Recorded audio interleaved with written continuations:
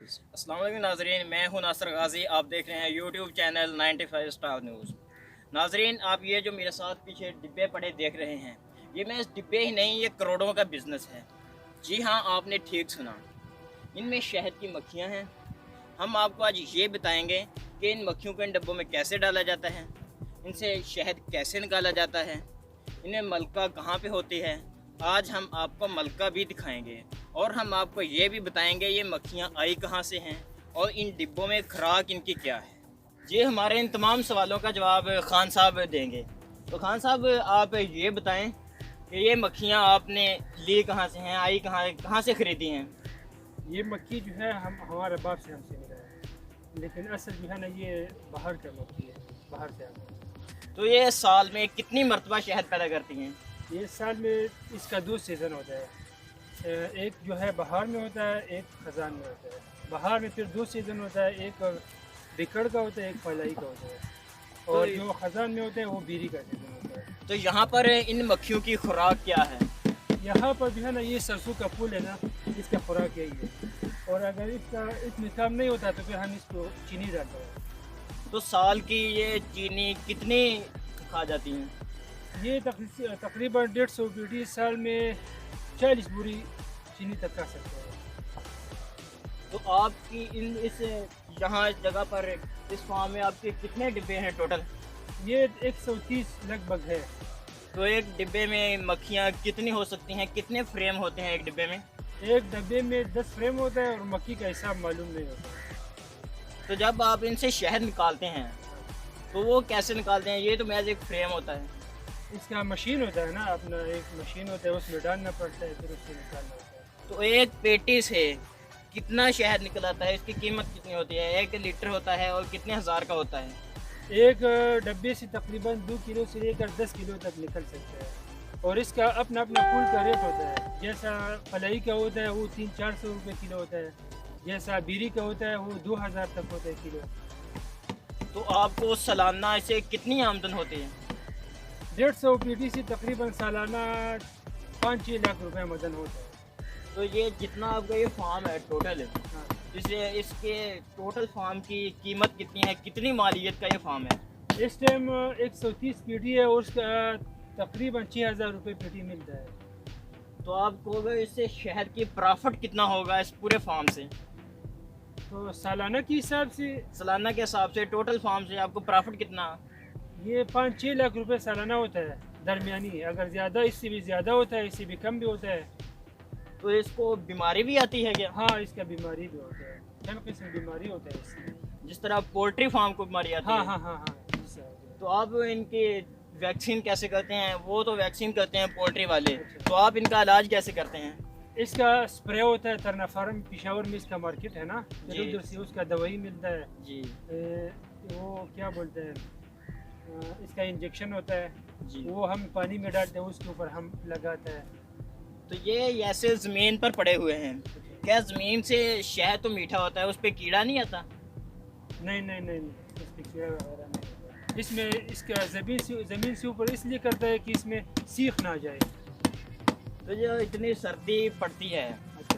तो ये सर्दी में मरती नहीं है। अमूमन देखते हैं जो दरख्तों पे शहद लगे होते हैं वो तो मर जाते हैं सर्दी में। नहीं, ये इसलिए नहीं मरता कि हम इसको खुराक देता है ना, पेटी के बीच में हम इसको चीनी की शीरा करते हैं, फिर वो डालता है, इसको खुराक मिलता है। तो ये आसमान तले पड़े हुए हैं, अच्छा। अगर बारिश आए तो ये शहद की मक्खी हैं, इनको मरती नहीं क्या, इनको नुकसान नहीं नहीं, होता? बारिश में तो ये बाहर नहीं निकलता और इसके ऊपर ये ढक्कन लगाता है ना, पानी जी। फिर नीचे गिरता है। तो अगर यहाँ पे फार्म पे पानी किसी निशेबी इलाके में पड़े हुए हों ये डब्बे, तो निशेबी इलाके में पानी जमा हो जाए और इन मक्खियों के अंदर डब्बों में दाखिल हो जाए तो फिर ये डब्बे ख़त्म हो जाते हैं। इसका हम हिफाजत करते हैं ना, इस तरह जगह पे हम नहीं रखते जिस जगह पे पानी आता है। तो क्या इनके बच्चे जो हैं वो इसी डिब्बे में रहते हैं जब ये बच्चे होते हैं। अमूमन दरख्त पे जो शहद लगा होता है वो तो फैलता जाता है, ये तो डब्बे के एक मखसूस है, इसमें तो मखसूस तादाद में आ सकते हैं। वो बच्चे के आप दूसरे डिब्बे में शिफ्ट करते हैं। नहीं, इसमें जो है ना, पहला जब इधर लेता है ना तो 3-4 फ्रेम होता है ना। जब जिस तरह इसका या नस्ल ज़्यादा हो जाता है हम और फ्रेम डालते हैं। 10 फ्रेम तक जब जाता है ना तो फिर हम ये 2 पीटों में तकसीम करते हैं। क्या ये मलका, हमने सुना है कि मलका सिर्फ डब्बे में रहती है, क्या वो वाकई डब्बे में रहती है या बाहर भी निकलती है? नहीं नहीं, इसका काम है सिर्फ डब्बे में रहना। ये सिर्फ और सिर्फ अंडा देता है। तो ये जो दूसरी मक्खियाँ हैं वो सिर्फ शहद ही बनाती हैं? हाँ, ये दूसरी मक्खी वो कारकुन होता है ना, वो शायद लाता है। तो आप एक डब्बा खोलिए, हमें फ्रेम निकाल कर दिखाइए मलका भी। अच्छा चलो ठीक है।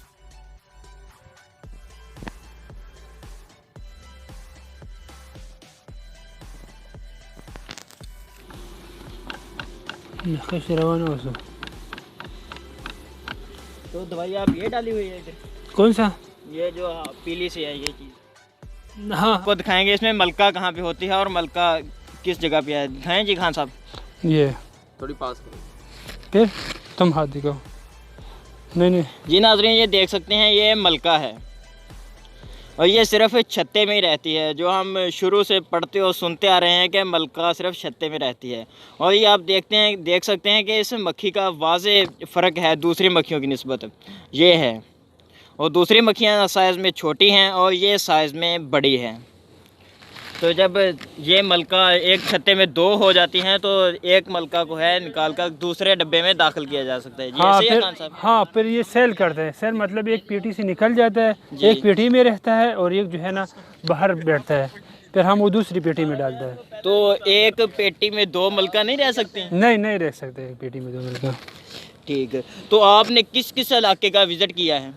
हम एक तो हम पेशावर में रहते हैं, पेशावर में भी मक्खी ले जाता है। जी। बाकी हम ये फैसलाबाद पे ले आता है, या लाहौर में भी ले जाता है और दीना जेलम भी ले जाता है। तो आपको अमूमन हम सर्दी में इस मौसम में देखते हैं, दिसंबर जनवरी फरवरी में यहाँ अपने इलाके में देखते हैं। हाँ, तो आप इनको ट्रक पे लाद कर जब किसी दूसरे शहर में शिफ्ट होते हैं तो आपको पुलिस नहीं रोकती? पुलिस रास्ते में रुकते हैं पैसों के लिए, 100-200 रुपये ले जाता है फिर छोड़ता है। सिर्फ 100-200 भी आपको छोड़ हाँ देते हाँ, हैं? हमारे पास हर चीज़ होता है, इसका परमिट भी होता है, हर चीज़ होता है, फिर भी 100-200 रुपये लेता क्या है। ये बिजनेस जो है ये हुकूमत से अप्रूव है? हाँ, ये हुकूमत इसको टैक्स अदा करता है। हम कितना टैक्स पे करते हैं आप? टैक्स तो है, ये पीटी के हिसाब से होता है, इसका फॉर्मेट होता है।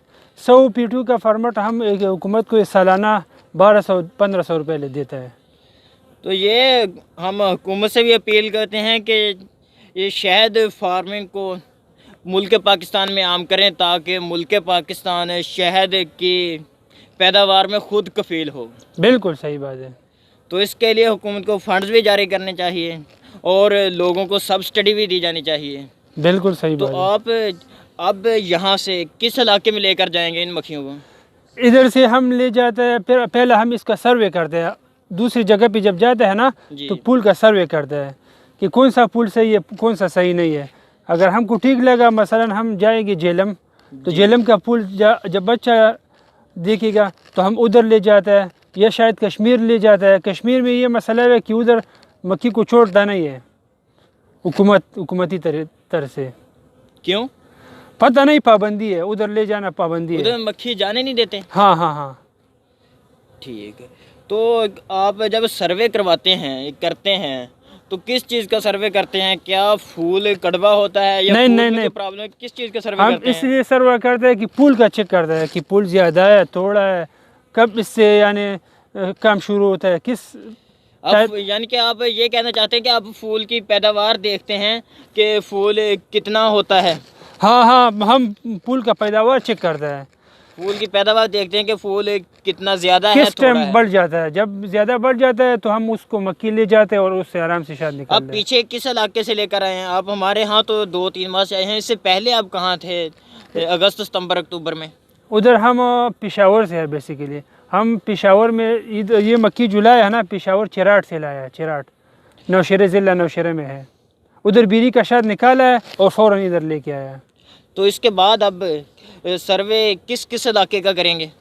हम तो खुसूसन ये जेलम दीना का सर्वे करता है। तो आप इन्हीं जगहों पर रखते हैं? हाँ हाँ हाँ, हम इन्हीं जगहों पे रखते हैं। तो जो लोग शहद फार्मिंग करना चाहते हैं, हाँ, तो आप उनको क्या मशवरा देंगे? आओ ये काम आम करे और अपने लिए किस्मत आजमाए। तो अगर किसी ने ये बिज़नेस स्टार्ट करना हो तो कितने में ये स्टार्ट कर सकता है?